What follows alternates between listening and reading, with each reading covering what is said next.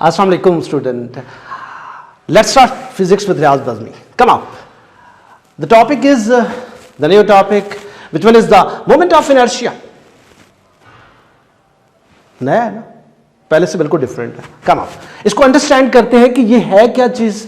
Moment यानी moment of force तो हमने पढ़ रखा है पहले. मोमेंट समटाइम मोमेंट भी आपके माइंड में मोमेंट आर्म याद होगा, यानी टार्क का बाजू. ठीक है, इसका मतलब मोमेंट कोई टार्क है. अच्छा, इनर्शिया. इनर्शिया भी एक ऑलरेडी इस चीज के बारे में आप फेमिलियर हैं, लेकिन ये सारी चीजें आप फेमिलियर हैं तो मुझे बताने की जरूरत क्या है?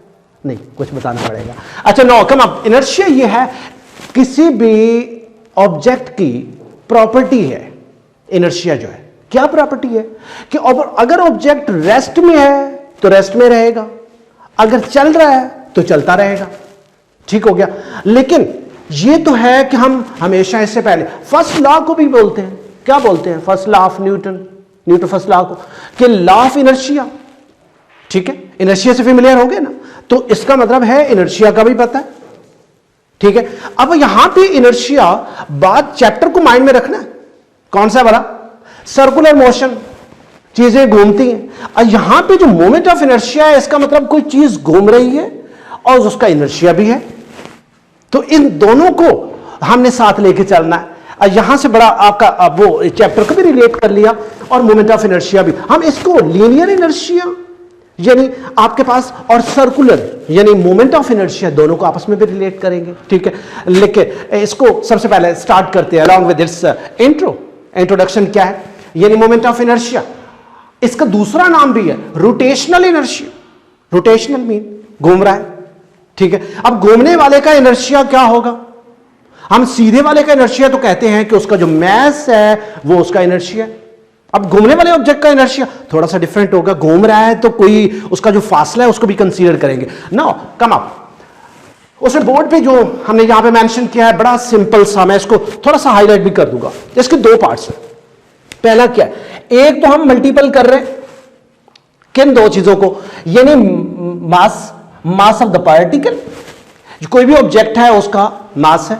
दूसरा उसने ये कहा कि स्केयर, यानी स्केयर किसका स्केयर है? Square of its perpendicular distance. यानी एक आपके पास परपेंडिकुलर डिस्टेंस को हम कंसीडर कर रहे हैं, यानी ये ऑब्जेक्ट कोई है उसका ये परपेंडिकुलर डिस्टेंस है, ये वाला ये परपेंडिकुलर है. ठीक है. अच्छा, परपेंडिकुलर डिस्टेंस, अब इसकी बड़ी आसान सी एग्जांपल दे देता हूं. सपोज ये वाला परपेंडिकुलर डिस्टेंस है. ठीक है, तो इसमें फोर्स किधर लग रही है? वो यहां पे लग रही है, फोर्स पे परपेंडिकुलर. ठीक है, तो ये जो परपेंडिकुलर है इसकी बात कर रहे हैं. Perpendicular distance from the pivot. Pivot मैंने यहां पे बना दिया. पिवट वो पॉइंट होता है जिस पे कोई ऑब्जेक्ट पूरे का पूरा घूमता है. जैसा कि मेरा ये पिवट है. अब ये देखिए बाजू घूम रहा है up and down like this, ये पूरा. ठीक है, तो ये पिवट है जो घूमने वाली जगह है. इसका दूसरा नाम भी है एक्सिस ऑफ रोटेशन, यानी वो पॉइंट जिसके बाहर कोई पूरे के पूरा ऑब्जेक्ट यानी वो घूम रहा है. ठीक है, अब वो पूरे का पूरा भी घूम सकता है उसका, यानी वो उसका कोई एक पॉइंट के बाहर भी घूम सकता है. ठीक है, अब ये घूमने का बिल्कुल घूमना नहीं है, मेरे साथ रहना. ठीक है, अब यहां पे हम बात करते हैं एक्सिस ऑफ रोटेशन के साथ कि इसको जाहिर किससे करते हैं. बाकी डिटेल में आपको बाद में बताता हूं जी. इसको रिप्रेजेंट किससे करते हैं? इट इज डिनोटेड बाय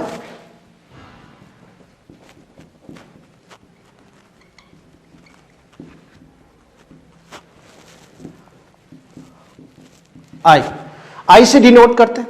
ठीक हो गया. अब इसको आई से डिनोट कर रहे हैं, जाहिर करते हैं, यानी तरीका लिखने का क्या है? मोमेंट ऑफ इनर्शिया आपने लिखना है तो कैसे लिखोगे? आई से लिखोगे. ठीक हो गया.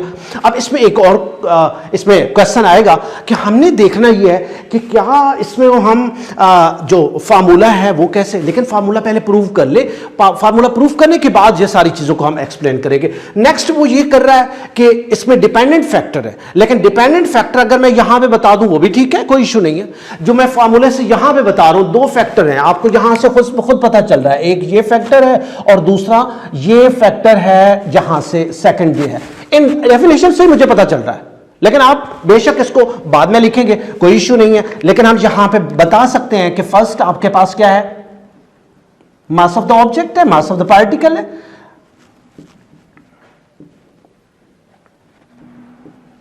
दूसरा क्या है, सेकंड ये है कि द डिस्टेंस, ठीक है, कौन सा, square of perpendicular distance from the pivot, यानी पिवट से लेकर यहां तक का जो डिस्टेंस है उसका नाम क्या रखा हुआ है, ये वाला नाम है आर, ठीक है, इसको हम रेडियस भी कह सकते हैं, इसका स्केल है ना, ठीक है।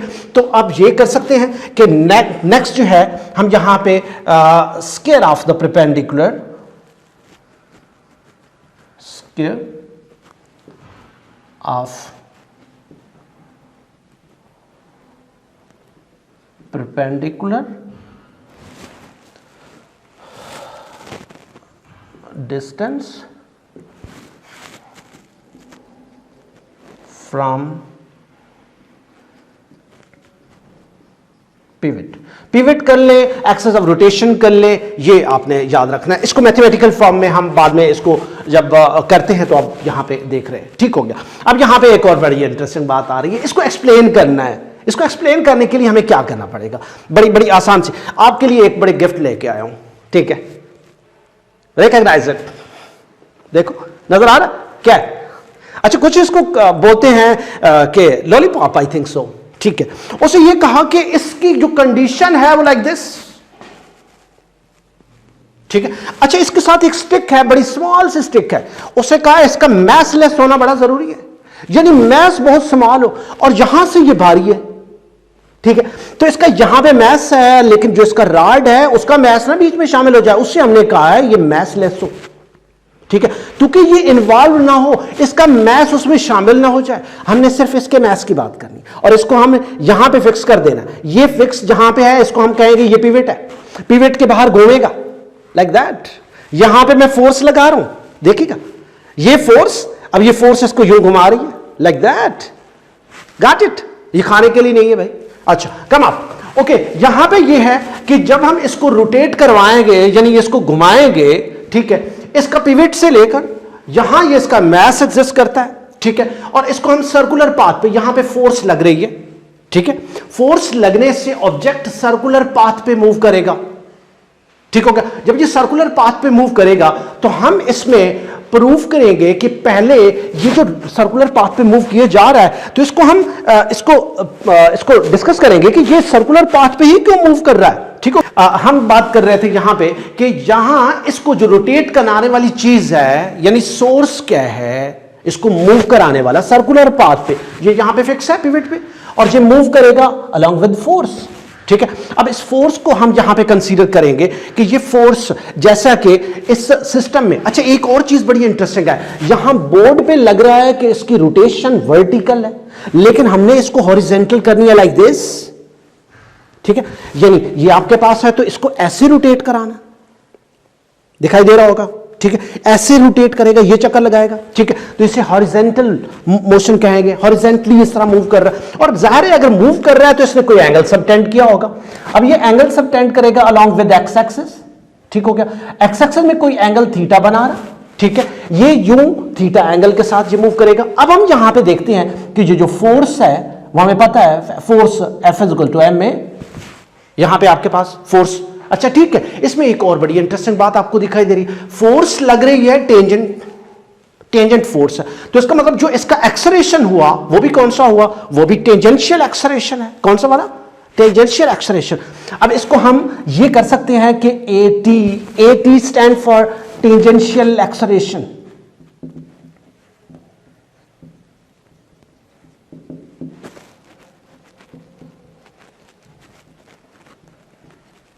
अच्छा टेंजेंशियल एक्सेलरेशन क्या, यानी इस सर्कल के किनारे को टच करता हुआ एक्सेलरेशन, यूं जा रहा है, यूं जा रहा है, ठीक है, वो लीनियर एक्सेलरेशन है, नॉट एंगुलर। अच्छा एक और इसमें आ रहा है कि अगर हमारे पास ये टेंजेंशियल एक्सेलरेशन है तो हम तो चूंकि सर्कुलर की बात नहीं कर रहे, चैप्टर भी सर्कुलर वाला, तो हम आते हैं भाई इसको सर्कुलर में कन्वर्ट करने के लिए, कोई मेथड आपके माइंड में आ रहा है, सोचते क्या था भला, हमने पढ़ा था इससे पहले भी कुछ प्रीवियस लेक्चर में कि angular acceleration, good that point, अच्छा दोनों के बीच में रिलेशन लीनियर का एक्सेलरेशन के साथ एंगुलर के साथ, ठीक हो गया, वो ये था, वी नो कि आपके पास tangential acceleration will be equal to ये, गॉट इट, याद आ गया होगा, ठीक है। Tangential acceleration must be equal to the radius into the angular acceleration, ठीक है, दोनों के बीच में रिलेशन। तो टेंजेंशियल को रिप्लेस ना कर ले, ठीक है। ये आपके पास इक्वेशन 1 है, जस्ट टू पुट इन 1, ठीक है। ये आपके पास ये वाली चीज वहां पे रिप्लेस कर देते हैं, इसकी जगह मैं इसको सर्कल कर लूं ताकि आपके माइंड में रहे, ठीक है। इसको रिप्लेस कर रहे हैं। अच्छा, ये टी अलग से, यानी T just for indication what it is, ठीक है। तो हम यहां पे अब करने जा रहे हैं, now come up 1 gives us f will be equal to m और रिप्लेस किया r अल्फा के साथ, ठीक हो गया। अब यहां पे आपके पास जो इसमें फोर्स बन पा रही है वो ये आपके पास F must be equal to m r alpha. Now this is the force. अब यहां पे आपके पास फोर्स बन गई, लेकिन हमें तो यहां पे मोमेंट ऑफ इनर्शिया करना है, यानी कोई ऑब्जेक्ट घूम रहा है। तो यहां पे हमने सिर्फ फोर्स की बात की है। अब इसका मतलब है फोर्स तो लग रही है, रिजल्ट क्या दे रही है? रिजल्ट चाहिए ना। रिजल्ट इसका मतलब है ये रोटेशन अपना मूव कर रहा है, रोटेट कर रहा है सर्कुलर पाथ पे, ठीक है। तो इसका मतलब है इसको हम मल्टीप्लाई कर रहे हैं दिस परपेंडिकुलर डिस्टेंस के साथ, ठीक है। वो जो परपेंडिकुलर डिस्टेंस है उसके ऊपर, उसके साथ उसको मल्टीप्लाई करते हैं ऑन बोथ साइड, ठीक है। अब जब दोनों साइड पे यहां पे मेंशन कर देते हैं मल्टीप्लाइंग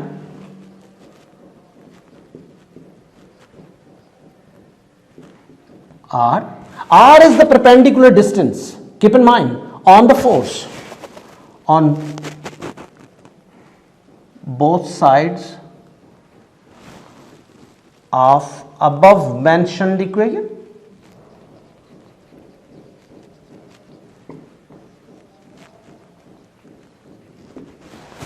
जी, इस इक्वेशन के साथ हम इसे मेंशन कर रहे हैं। अब इसके पास अब यहां पे लिखेंगे क्या, r f will be equal to r, बाकी वही पूरे का पूरा एम आर अल्फा। क्लियर हो रहा होगा। अब यहां पे मैं इसको फर्दर लिख देता हूं। एक बड़ा इंटरेस्टिंग यहां पे और चीज आ गई है, ठीक है। आपने अच्छा, मैं बहुत सारे टीचर लाइक मी वो कहते हैं आपने बेटा प्रीवियस में ये पढ़ रखा है, लेकिन आपको साथ साथ बता दूं, ये ना हो कि आप कहेंगे सर हर चीज प्रीवियस में पढ़ी हुई है तो आप इधर क्या करने आए ना। कम आप विद द टॉर्क, टॉर्क आपने पढ़ा है, ठीक है। वो टॉर्क ये था कि product of momentum and force, और वो भी कौन सा प्रोडक्ट, वेक्टर प्रोडक्ट। याद आ गया, ठीक हो गया। अब वो वेक्टर प्रोडक्ट कुछ इस तरह था कि आपके पास torque will be equal to R cross F, यही था ना। अच्छा, इसको हम सॉल्व करें, चले सॉल्व कर लेते हैं। आर एफ साइन थीटा, ठीक है। अच्छा, थीटा की वैल्यू पुट कर लेते हैं। तवज्जो रहे, ये मेरे पास फोर्स है और ये आर है, दोनों के बीच में एंगल कितना बन रहा है बच्चों, 90। गुड, याद आ गया। आर एफ साइन 90, क्लियर है, ठीक है। क्या लिखूं मैं, जी R F 1, it will be R F. तो इसका मतलब ये ठीक लिखा हुआ है। गुड, इसका मतलब हम यहां पे क्या लिखेंगे जी, टॉर्क ही लिखेंगे। टॉर्क को यू टाओ, इसको रिप्रेजेंटेशन करते हैं टाओ से, इसको भी करते हैं टाओ, प्रोनाउंस करने का तरीका है, ठीक है। तो ये जो टाओ है यानी टॉर्क है, now it become like this. क्या बना जी, टॉर्क। इस साइड पे मैंने इसे टॉर्क लिख दिया, दूसरी साइड पे क्या लिखा, m r square into alpha. Alpha is the angular acceleration. Good. अच्छा, यहां पे ये वाली जो चीज आई है इसको मैं अब यहां पे करने जा रहा हूं। नाउ दिस इज द आई। क्या, किसको मैंने आई कह दिया, ओके, ये वाली चीज जो है। अब इसको डेफिनेशन की तरफ आते हैं, ठीक है। मैं कंप्लीट कर लूं, फिर उसके बाद आपको ये भी चीज क्लियर करता हूं। ठीक हो गया, ये मेरे पास हो गया टाउ, और tau will be equal to I alpha. Now what it is, I क्या, सर्दी आई नहीं, आई मोमेंट ऑफ इनर्शिया, ठीक। अब इस मोमेंट ऑफ इनर्शिया को यहां पे हमने कहा था it is the product of the particle, mass of the particle and square of its perpendicular distance from the pivot. Now again you can justify it, mass यानी अब मैं इसको I को लिखूंगा तो कैसे लिखूंगा, मैं इसके टॉप पे लिख देता हूं। Now this is I is the moment of inertia, M product of mass and R square, this is the moment of inertia। याद रहेगा, ठीक है। अब मोमेंट ऑफ इनर्शिया हमने एक चीज का कर लिया, यहां पे इसकी हम डायमेंशन भी फाइंड कर सकते हैं, ठीक है। लेकिन इसके साथ साथ अभी जो हम नेक्स्ट करने जा रहे हैं वो ये कि ये तो था एक सिंगल बॉडी है, सिंगल पार्टिकल है, एक ही मैस था उसका, हमने उसको घुमाया और उसके घुमाने से उसको वहां पे हमने फाइंड आउट कर लिया। अब थोड़ा सा सिनेरियो चेंज करते हैं। क्या चेंज करते हैं? वो ये चेंज करते हैं कि अगर बॉडी है रिजिड, यानी कि मेरे पास स्टोन है, को पत्थर से मैंने उठाया हुआ है, अब उस पत्थर की कोई रेगुलर शेप ही नहीं होती है, अब उसके में डिफरेंट मैसेज, डिफरेंट पार्टिकल से वो मिलके बना होता। अब क्या करूंगा? इसका मतलब ये हुआ कि मैं फिर उसे कहूंगा कि रिजिड बॉडी का, ठीक है, रिजिड बॉडी का जिसकी कोई इरेगुलर टाइप की कोई शेप है, अब उस रिजिड बॉडी के साथ मैं करूंगा कि रिजिड बॉडी का मोमेंट ऑफ इनर्शिया क्या होता है। ठीक हो गया।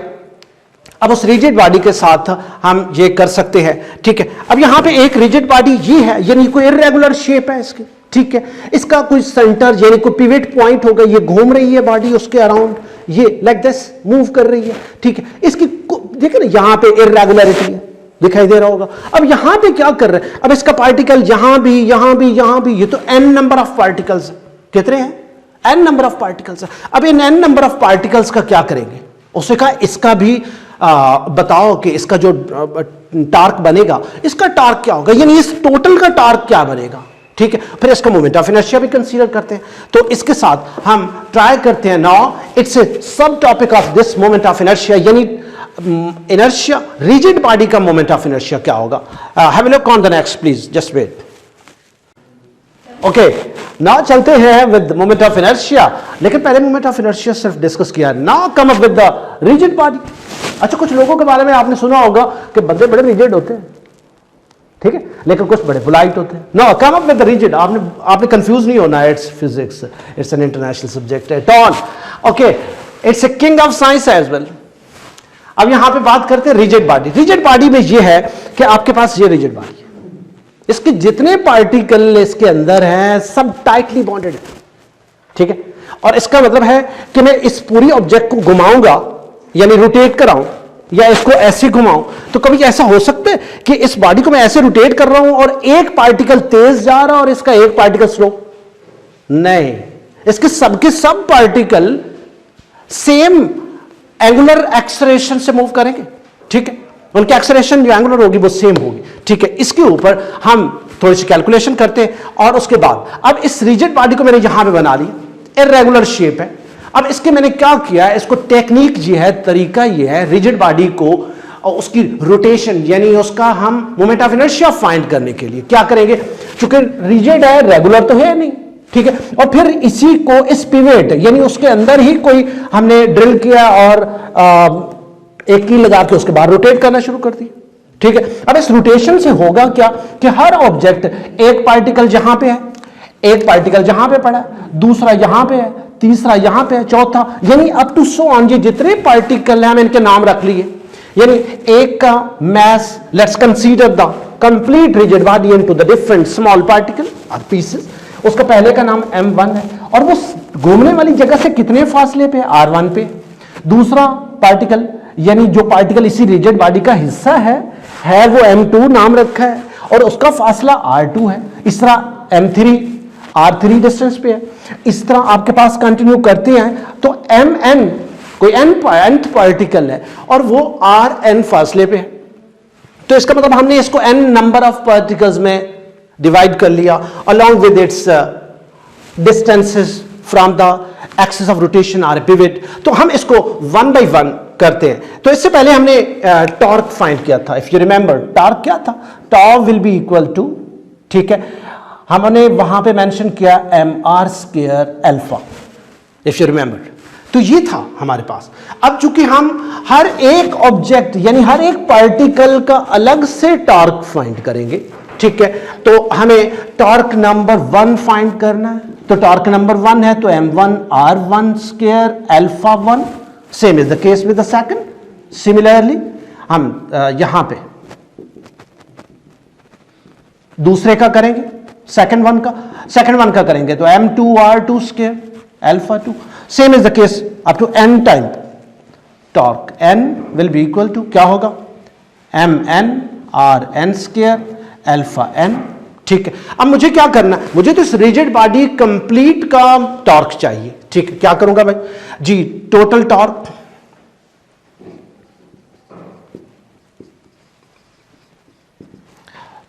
ऑफ रिजिड बॉडी टाउ, इसके नीचे आप टोटल लिख दें या ना भी लिखें, कोई इशू नहीं है। इसके लिए क्या करूंगा, यानी सब पार्टिकल के अलग-अलग टॉर्क जो है उनको मैं ऐड कर लेता हूं। ठीक हो गया जी, टॉर्क नंबर 1, टॉर्क नंबर 2 दूसरी ऑब्जेक्ट का पार्टिकल का, टॉर्क नंबर 3 तीसरे का, up to so on torque number n, ये nth पार्टिकल का। इनके नीचे मैं इनकी वैल्यूज पुट कर देता हूं जी, 1 by 1। ठीक है, क्या वैल्यू थी आपके पास, थी m1 r1 का square alpha 1 plus m2 r2 का square alpha 2 plus m3 r3 का square alpha 3 up to so on mn rn square alpha n। ठीक हो गया, यहां पे हमने कर लिया। अब हम करना ये चाह रहे हैं, इसमें एक जो सिंपल सी बात है जो कि आपने कंसीडर करनी है। अब देखिए, जब हम इसको रोटेट कर रहे हैं, सपोज इसी बॉडी को हमने यहां पे कोई फोर्स लगाई और इस फोर्स लगाने से ये ऑब्जेक्ट रोटेट करना शुरू कर देता सर्कुलर पाथ पे। ठीक हो गया, अब यहां पे ये एक्सिस ऑफ रोटेशन है, तो जब हम मूव कर रहे हैं, क्या आप ऐसा सोच सकते हैं कि ये m1 जल्दी हो तेज मूव करेगा, m2 जरा स्लो हो जाएगा। ठीक है, अब इसके ये मैंने बॉडी की एग्जांपल दी थी। अब इसमें ऐसा हो सकता है कि इसका एक पार्टिकल तेज हो और एक स्लो, नॉट पॉसिबल। इसका मतलब है जो एक का एंगुलर एक्सेलरेशन होगा वो सबका वही होगा। तो इसका मतलब जो तो हम इसको जो लिख सकते हैं कि आपके पास alpha 1 will be equal to alpha 2 will be equal to alpha 3 up to alpha n will be equal to alpha. हम सिंपल कोई अल्फा का नाम दे देते हैं। ठीक हो गया। अब यहां पे इसको लिखने के लिए फर्दर यहां पे इसी इक्वेशन को यानी टॉर्क टोटल की बात कर रहे हैं, कीप इन माइंड यहां पे जी, torque total will be equal to, हमने यहां पे इस अल्फा 1 अल्फा 2 अल्फा 3 और अल्फा n को हमने कह दिया ये अल्फा है, तो इसका मतलब ये कॉमन आ जाएगा सब में। ठीक है, तो हम यहां पे जो लिखेंगे वो कुछ ऐसा लिखेंगे, m1 r1 square m2 r2 square plus up to so on mn rn square, और सबके बाहर क्या आ जाएगा, अल्फा आ जाएगा।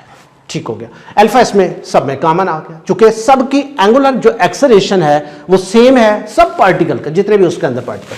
तो इसका मतलब यहां पे अब इसको फर्दर सिंप्लीफाई करते हैं, ये सब चूंकि ऐड हो रहे हैं तो इनके ऐड करने का तरीका जो हमारे पास है वो हम समेशन लेते हैं, यानी इनिशियल पॉइंट 1 से लेकर n तक और बाकी mi यानी इनिशियल पॉइंट i उसकी जगह पुट कर दें, यानी इनिशियल में क्या पुट करते हैं, 1 पुट करते हैं, 2 पुट करते हैं, तो इस अकॉर्डिंग टू ये आपके पास आ जाएगा। नेक्स्ट हमारे पास है i ri स्क्वायर, और अब इसके बाहर हमने अल्फा को मल्टीप्लाई कर देना जो कि एंगुलर एक्सेलरेशन।